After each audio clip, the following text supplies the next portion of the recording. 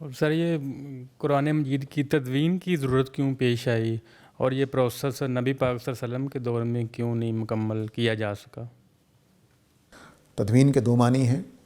ایک تدوین نبی کریم صلی اللہ علیہ وسلم کے زمانے میں ہو گئی، اور اس کا ذکر قرآن مجید میں موجود ہے.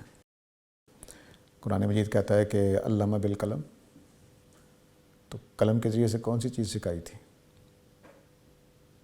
قرآن. تو نبی کریم صلی اللہ علیہ وسلم کے قرآن کہتا ہے ما یسترون، جو تم لکھ رہے ہو. تو بتایا کہ قرآن میں لکھا بھی جا رہا تھا. تو اسی ترتیب سے نبی کریم صلی اللہ علیہ وسلم کے زمانے ہی میں قرآن ترتیب پا گیا. یہ بعد میں کچھ عجمی پیغام دیا گیا کہ نہیں، قرآن مجید نبی صلی اللہ علیہ وسلم کے زمانے میں ترتیب نہیں پایا تھا. قرآن مجید کے نبی صلی اللہ علیہ وسلم کے زمانے میں قرآن مجید مکمل اس شکل میں لکھ لیا گیا تھا، اور اسی طرح سے محفوظ ہو گیا تھا. اسی ترتیب کے ساتھ حافظ بنائے گئے تھے. جب کسی کتاب کی ترتیب نہیں ہوتی، اس کا حافظ نہیں بن سکتا. مثلا آپ دو دوست مل کر بیٹھ کر صرف لپیاتی جو ہے اس کی ترتیب بدل دیں، یعنی اس کا پہلا شعر آخری بنا دیں، یا درمیان والا کوئی اوپر نیچے کر دیں اور ایک دوسرے سے سنیں، آپ نہیں بتا سکیں گے پوری نظم یاد ہے کہ نہیں یاد ہے. حافظ کس چیز کے بن گئے تھے اگر ترتیب نہیں تھی؟ حافظ، ایک حافظ کا پیدا ہو جانا اس بات کا ثبوت تھا کہ قرآن مجید مرتب تھا. ہو ہی نہیں سکتا اس کے بغیر. کہا جائے کہ یہ قرآن کا مکمل حافظ ہے، بن ہی نہیں سکتا اگر اس کی ترتیب ٹھیک نہیں ہے. پھر صرف اللہ ہی بتا سکتے ہیں ہاں اس کو پورا آتا ہے لیکن ترتیب ٹھیک نہیں ہے. صرف اللہ ہی بتا سکتے ہیں.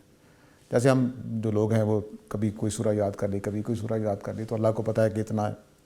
لیکن میں پورے قرآن کا حافظ کب بنتا ہوں؟ جب پوری ترتیب میرے سامنے ہو. تو قرآن مجید کی ترتیب نبی صلی اللہ علیہ وسلم کے زمانے میں بن گئی تھی، اس لیے حافظ پیدا ہو چکے تھے، اور ان کے مرنے پر حضرت عمر کو فکر لاحق ہوئی گئی. اب اس کے بعد کیا ہوا؟ ہوا یہ کہ حضرت عثمان کے زمانے میں کچھ لوگوں نے، چونکہ اس کے اوپر اعراب نہیں لگے ہوئے تھے اس زمانے میں، تو اس کو غلط پڑھنا شروع کر دیا.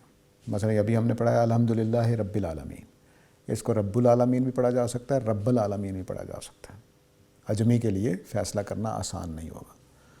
تو اب لوگوں نے اپنے اپنے طریقے پڑھنا شروع کر دیے. تو اس پر یہ مسئلہ ہوا کہ پھر حضرت عثمان نے نسخے بھی ٹھیک کروائے. کچھ نسخوں میں جو مسئلے تھے وہ بھی، یعنی اس کے الفاظ ٹھیک کر دیے گئے، اور ساتھ ایک قاری بھیجا کہ وہ ان کو پڑھ کے سکھائے گا. پھر بعد کے زمانوں میں اعراب لگ گئے، اب قاری کی ضرورت نہیں رہی.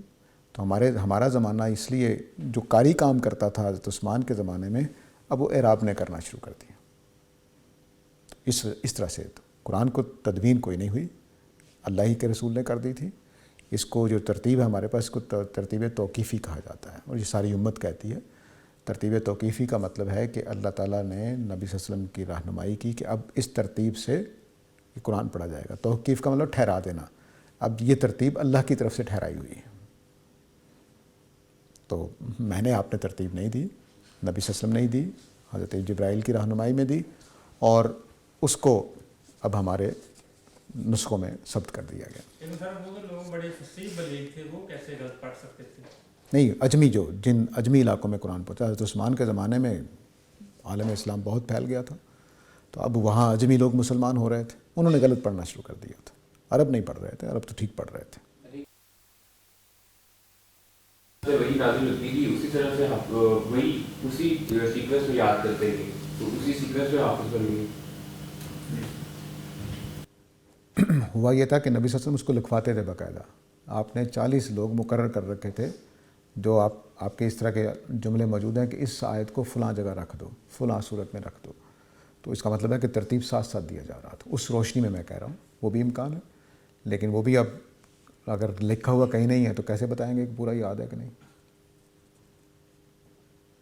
جو بھی ترتیب ہوگی لکھی ہوئی ہونی چاہیے، تبھی ہم فیصلہ کر سکیں گے.